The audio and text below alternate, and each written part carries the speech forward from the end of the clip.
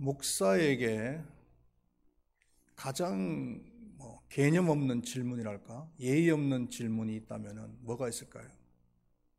제 개인적으로 생각할 때는 목사님 교회는 몇 명이 모입니까? 라고 묻는 질문. 몇 명이 모인다라고 하면은 몇 명 모이는 교회로 판단할 거 아니에요. 평가할 거. 저 목사는 몇 명 모이는 교회 목사. 여러분들은 혹시 아시는 또 만나는 목사님 계시면은 그런 질문은 안 했으면 좋을 것 같아요. 그러지 않아도 목사님들이 전도가 안 되고 부흥이 안 돼서 스트레스를 엄청 받습니다. 그런데 또 몇 명 모이느냐 물어보면은 이거는 확인 사설하는 거와 마찬가지고요. 또 한 가지는 목사님들 중에서 숫자와 상관없이 목회를 성실하게 건강하게 하려고 하는 목사님들이 계세요. 그런 분들한테 몇 명 모이느냐 이렇게 묻는 것은 예의가 아니라고 생각을 하는 거죠. 큰바위 교회의 지향점도 대형 교회가 되는 것이 아닙니다. 얼마나 많은 사람들이 모여서 예배를 드느냐, 이것이 지향점이 아니라 건강하고 그리고 얼마만큼 성경에 근접한 교회가 되느냐, 이것이 큰바위 교회의 지향점이고 제 목회의 지향점이라고 할 수가 있습니다. 그러나 큰바위 교회도 지성교회다 보니까 문제점이 없을 수가 없는 거죠. 고린도 교회를 타산지석으로 삼을 필요가 있습니다. 고린도 교회의 여러 가지 문제점들을 우리가 살펴보고 거기에 대한 답을 얻어서 우리 큰바위 교회가 더 좋은 교회, 더 건강한 교회로 나아가기를 원하는 것입니다. 고린도 교회는 많은 문제를 가진 교회였습니다. 건강하지 못한 교회의 전형적인 모습을 지닌 교회였어요. 그 중에서 가장 큰 문제가 뭐냐면은 교회 안에 분당을 짓는 거예요. 교회가 온전히 하나 되어져야 되는데 하나 되어지지 못하고 나뉘어져 있는 것이었습니다. 이 문제는 오늘날의 교회 안에서도 얼마든지 있을 수 있는 문제입니다. 교회 내에서 당을 짓는 것은요, 암세포와 같은 거예요. 그 암세포가 점점 자라서 터져버리면은 그 사람은 죽을 수도 있잖아요. 교회가 이런 당을 짓는 그런 모습을 가지고 있다면은 마치 암세포와 같아서 점점 커지다가 나중에는 교회가 망할 수가 있다는 거예요. 중요한 문제이기 때문에 바울도 길게 이 문제를 취급을 하고 있어요. 오늘 이 분당 문제에 대해서 한번 생각을 해보기를 원합니다. 첫 번째로는 고린도 교회 안에 4개의 분파가 있다라고 이야기하고 있는데 11절과 12절 말씀을 우리 한번 다 같이 읽어보겠습니다. 내 형제들아, 글로의 지편으로 너희에게 대한 말이 내게 들리니 곧 너희 가운데 분쟁이 있다는 것이라. 내가 이것을 말하거니와 너희가 각각 이르되 나는 바울에게, 나는 아볼로에게, 나는 게바에게, 나는 그리스도에게 속한 자라 한다는 것이니. 그러니까 고린도 교회 안에는 4개의 당파가 첨예하게 나누어져 있다는 것을 바울이 들은 거예요. 그 4개의 당파는 아볼로파, 바울파, 게바파, 그리고 그리스도파라고 불리워집니다. 이 4개의 당파들을 잠깐 살펴보면은 첫 번째로는 이 바울파인데요. 이들은 대부분 바울을 추종하는 사람들입니다. 그런데 바울의 의사와는 상관없이 바울을 추종하는 사람들이에요. 바울이 그 사람들에게 나를 따르라 이렇게 말을 하지 않았어요. 그런데 자기들끼리 생각을 모아서 바울을 갖다가 추종하는 거예요.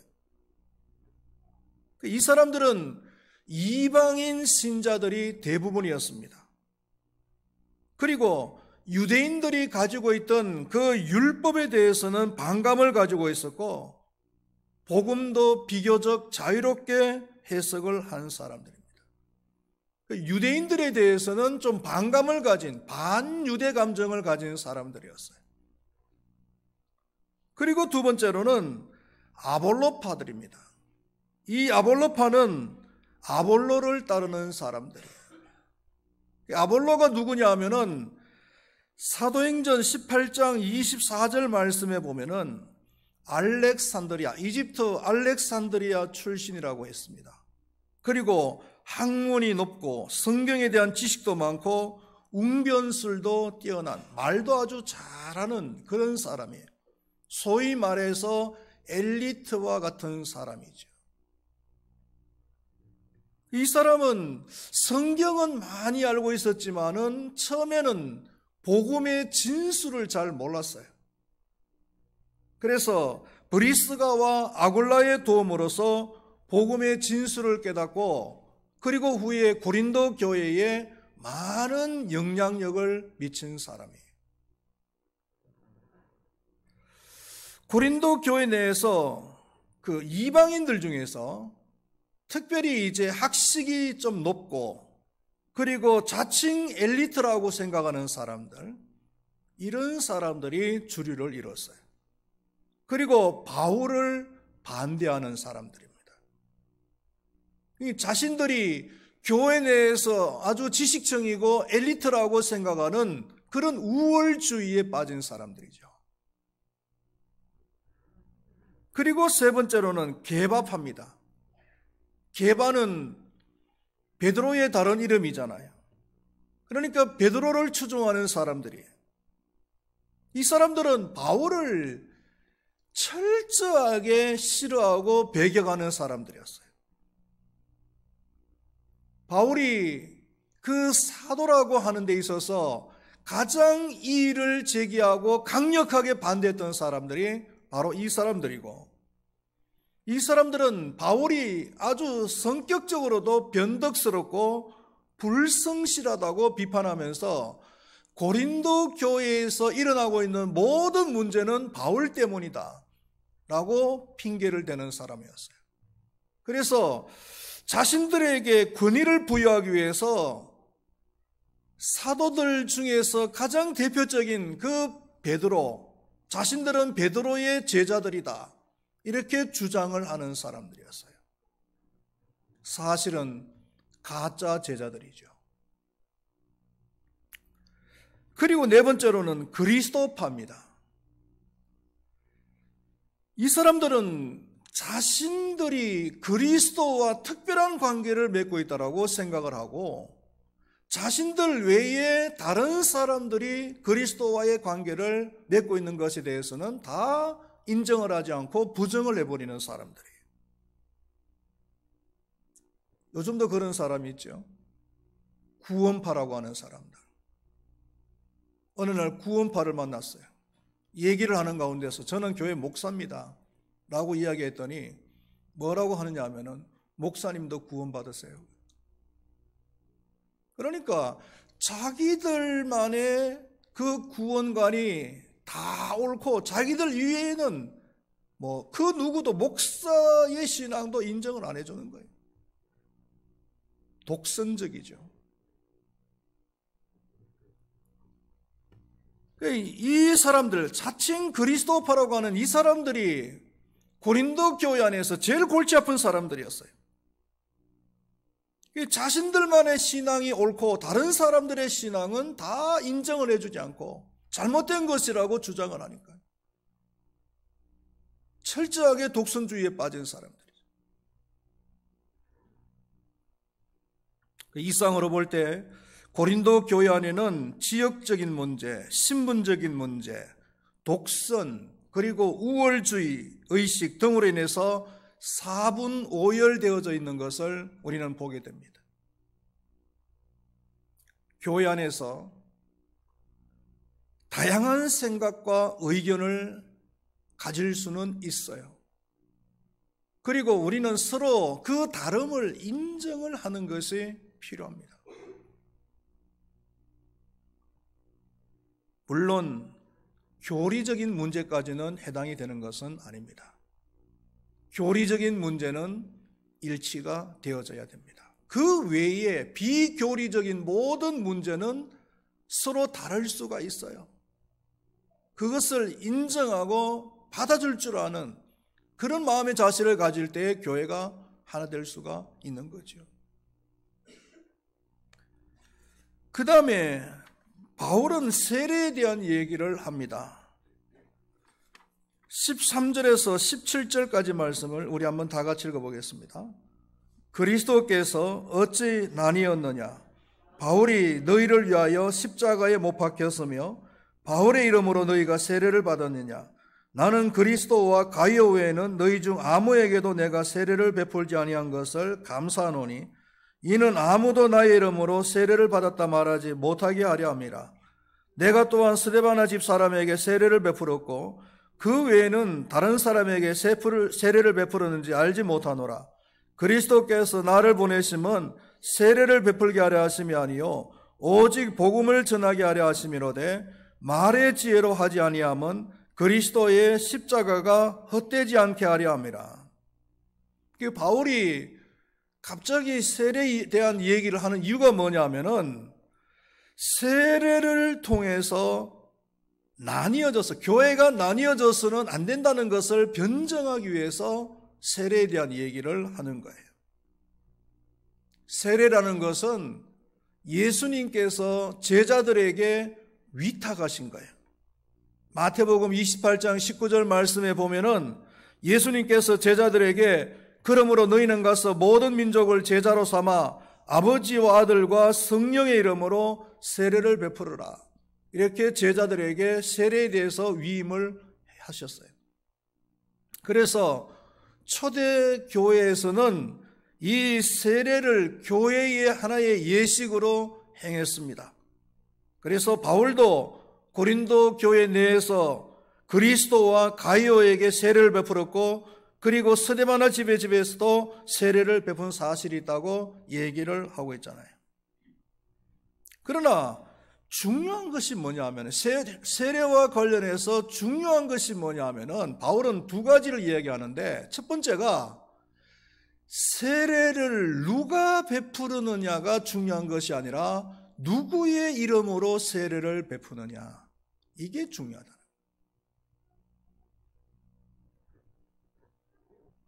그래서 바울도 강하게 너희가 바울의 이름으로 세례를 받았냐라고 질문해요. 질타를 하죠. 13절 하반절에 바울의 이름으로 너희가 세례를 받았느냐? 이 각 교회 안에서 각 다른 사람에게 세례를 받습니다. 여기 앉아 계신 분들 가운데에서도 저에게 세례를 받은 분이 계신가 하면은 또 다른 목사님에게 세례를 받으신 분들도 계시잖아요. 그러나 한 세례예요. 왜? 한 분 하나님의 이름으로 세례를 받는 것이기 때문에요. 저한테 세례 받은 것이 다르고 다른 목사님한테 세례를 받은 것이 다르냐? 안 다르다는 거예요. 그렇기 때문에 한 세례이기 때문에 하나가 되어져야 된다는 거예요.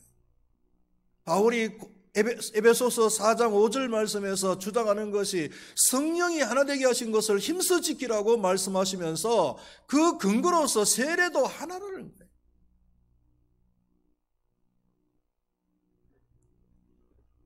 그리고 또 한 가지가 뭐냐면은 세례는 복음을 전하는 십자가의 도를 전하는 한 과정일 뿐이다.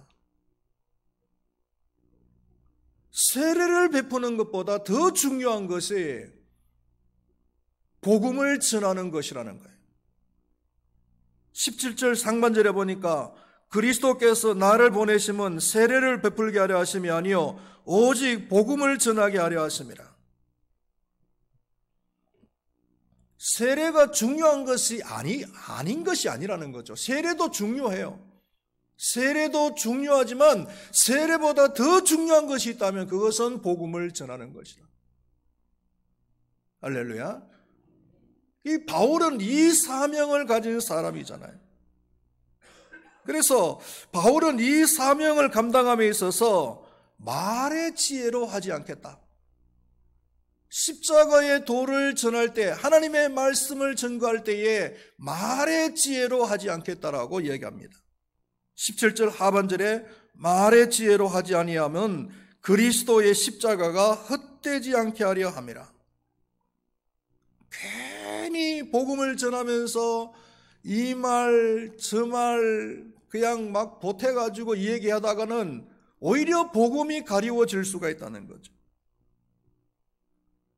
이 말의 지혜라는 것은 그 당시 헬라 철학자들이 사용하던 논리정연한 그런 웅변술이나 수사법 아니면은 변정법 같은 것들, 이런 것들을 말하는 거예요. 이것은 얼마 전에 자신이 겪었던, 뼈저리게 겪었던 경험에서 나온 얘기입니다. 바울은 이 고린도에 오기 전에 먼저 아덴을 방문했었잖아요. 아덴은 우리가 잘 알다시피 철학의 도시입니다. 바울이 그 아덴을 방문했을 때 유명한 두 학파가 있었어요. 에피큐레스 학파하고 스토이 철학파. 에피큐레스는 굳이 번역하자면은 쾌락주의, 쾌락을 통해서 행복한 삶을 살겠다라고 주장하는 사람들이고, 스토이즘은 어떤 절제주의, 쾌락이 아니고 절제를 통해서 인간은 행복을 찾아야 된다라고 주장하는 사람들이 나름대로 다 논리가 있어요. 그런데 이 바울도 나름대로 공부를 한 사람이잖아요. 세계적인 학파인 가말리엘 문도에서 공부를 한 사람이에요. 가방끈이 제법 되는 사람이에요. 그래서 아덴, 철학의 도시 아덴을 방문하고 나니까 왠지 마음에 좀 오기 같은 것이 생기는 거죠. 그래서 내가 이 사람들에게 논리적으로, 복음을 논리적으로 전해서 이 사람들을 한번 변화시켜 봐야 되겠다, 꺾어 봐야 되겠다라고 하는 생각이 있어서 논리, 철학적으로 막 이 복음을 전했어요. 다 전하고 났는데 반응이 어떤 줄 아세요? 싸한 거예요. 불과 몇 사람이 열심히 전했는데 다른 도시하고는 다르게 단 몇 사람만이 예수를 믿겠다라고 손가락 꼽을 정도로 나오는 거죠. 전혀 묵혀 들어가지 않았다는 거예요. 그래서 바울이 지금까지 1차, 2차 전도 여행을 하면서 거의 대부분 복음에 성공을 했고 가는 곳마다 교회를 세우는 그런 어떤 결과를 얻었는데 아덴에서는 그러지를 못했어요. 그래서 말의 지혜로 하지 않겠다라고 다시 한번 결심을 하고 얘기를 하는 거예요. 어느 대형 교회 목사님의 간증이에요. 대형 교회니까 교회 안에 교수님들도 여러 명 있는 거죠. 별별 학과의 교수님들이 다 있는데 그분들은 나름대로 엘리트하고 논리정연한 사람들이잖아요. 그러니까 하루는 이 목사님이 어떤 생각이 드냐면은 저 교수님들도 좀 은혜를 받게 해야 되겠다라는 생각을 가진 거예요. 그래서 설교를 준비하는데 자신이 가지고 있는 모든 철학적인 지식을 다 동원해가지고 그리고는 철학적으로 막 그냥 복음을 갖다가 전했어요. 설교하면서 어느 철학자는 이런 말을 했고 어느 철학자는 이런 말을 했고 임마누엘 칸트가 어떻고 플라톤이 어떻고 소크라테스가 어떻고 그냥 열심히 복음을 전했죠. 설교를 했는 거예요. 근데 설교를 다 마치고 나니까 그 교인 중에 철학 교수인 분이 목사님에게 다가오더니 뭐라고 얘기하느냐 하면은, 목사님, 오늘 목사님께서 그 철학적인 설교를 하셨는데, 목사님의 철학 수준은 철학과 학생들 1학년 개론 수준입니다. 그러더래요. 그러면서 앞으로는 그냥 복음만 전하세요. 그렇게 얘기를 하더라고요. 그러니까 이 목사님이 너무 창피해가지고 쥐구멍이라도 있으면 그냥 쥐구멍이라도 들어가고 싶은 그런 심정이었대요.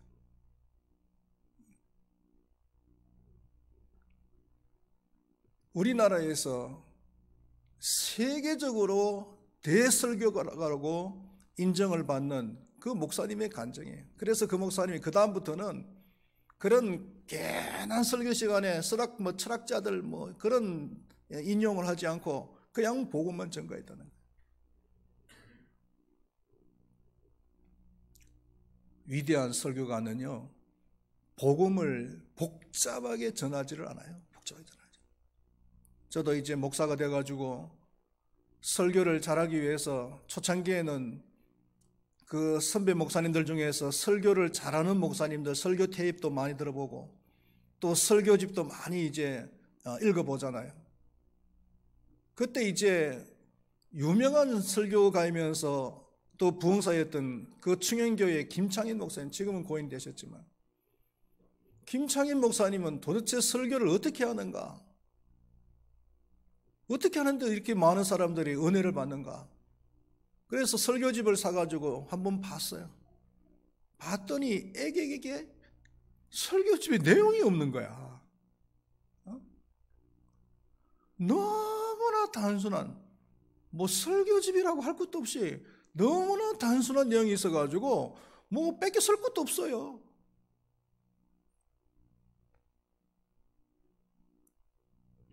설교가 너무 단순해요.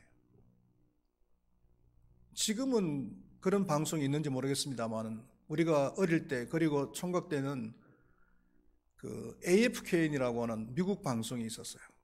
좀 미군들을 위해서, 주한 미군들을 위해서 만든 그런 방송인 것 같은데, 저도 이제 가끔가다 가면씩 이제 그 흥미롭게 그 방송을 이렇게 보고 있는데, 한 번은 그 빌리 그레함 목사님이 나오셔가지고 설교를 하더라고요. 그리고 이제 영어로 밑에 자막이 이렇게 딸려 나오고. 근데 이제 영어 설교니까 저는 그냥 빌리 그레함 목사님이 나오셨다라고만 생각했지, 제가 그 영어 설교를 들으리라고는 생각도 못 했거든. 그런데 그 영어 설교가 들리는 거예요. 그리고 밑에 자막이 나오는데 그 자막을 쭉 따라가면서 해석이 돼요. 이게 무슨 얘기냐면은 그 빌리 그레함 목사님은 세계적인 대부흥사잖아요. 그 부흥사 목사님인데도 불구하고 설교가 너무 단순하다는 겁니다. 심플하다는 거죠.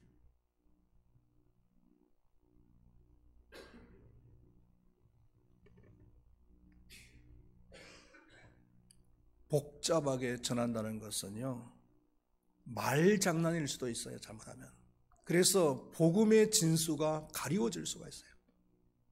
그래서 저는 생각하기를 복음을 전하는데 가장 좋은 방법은 성경 그 자체로 전하는 것이 최고다.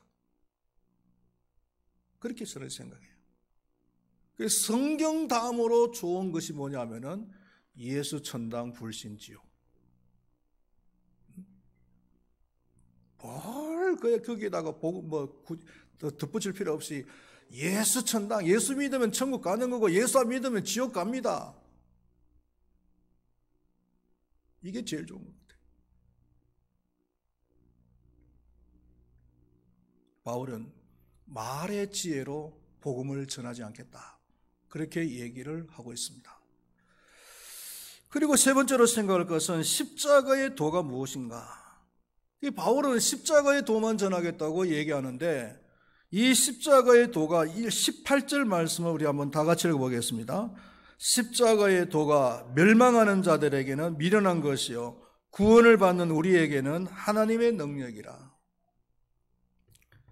십자가의 도가 하나님을 안 믿는 자에게는 미련한 것이지만 하나님을 믿는 사람에게는 하나님의 능력이 된다는 거예요. 십자가의 도가 뭘까요? 그 내용을 보면은 십자가는 자신을 부인하는 거예요. 그리고 십자가는 죽기까지 복종을 하는 거예요. 하나님을 믿지 않는 사람들은요, 자신을 부인할 리가 없죠. 죽기까지 복종을 할 리가 없어요. 그러니까 이 십자가가 하나님을 안 믿는 사람들에게는 미련한 것이에요. 그런데 십자가의 도가 자신을 부인하고 죽기까지 복종하는 것으로 끝나는 것이 아니잖아요. 자신을 부인하고 그리고 죽기까지 복종을 했을 때에 비로소 하나님께서 그 사람을 세우시고 그리고 그 사람을 높여주는 거예요. 할렐루야. 이것을 이해하지 못하면은요, 예수님께서 왜 고난을 당하셨는지, 예수님께서 왜 십자가를 지셨는지가 이해가 안 되는 거예요. 이것을 이해하지 못하면은 스스로 나아지고자 하는 자는 높아지고 스스로 크고자 하는 자는 남의 종이 되리라는 말씀이 이해가 안 되는 거예요. 그래서 교회 안에서도 높아지려고만 하고 자기 자랑만 하려고 하는 거예요. 그래서 바울은 31절에서 뭐라 그럽니까? 자랑하는 자는 쓸데없는 자랑하지 말고 주 안에서 자랑해라. 돈 많은 거 자랑하지 말고 자식 자랑하지 말고 주님 안에서 자랑하라. 십자가의 도를 이해하지 못하니까 교회 안에서도 자신의 주장만 하려고 해요. 그러니까 교회가 사분오열되는 거예요. 이 십자가의 도를 아는 것이 하나님의 지혜인 줄로 믿습니다. 하나님의 지혜는 사람의 지혜와 비교할 수가 없어요. 25절에서 뭐라 그랬습니까? 하나님의 어리석음이 사람보다 지혜롭고 하나님의 약하심이 사람보다 강하니라. 하나님의 가장 어리석은 부분이라도 사람보다 더 지혜롭다는 거예요. 그게 하나님의 지혜. 말씀을 맺도록 하겠습니다. 여러분, 십자가의 도를 아십니까? 십자가는 죽는 곳이에요. 죽기까지 복종하는 것이, 그것이 십자가입니다. 십자가의 도를 행하시기를 바랍니다. 죽으시기를 바랍니다. 교회 오시면 죽으시기 바랍니다. 그리고 복종하시기를 바랍니다. 그래서 교회 안에서의 그 분열의 요소는 추호도 남기지 마시고, 바울이 10절 하반절에서 말했듯이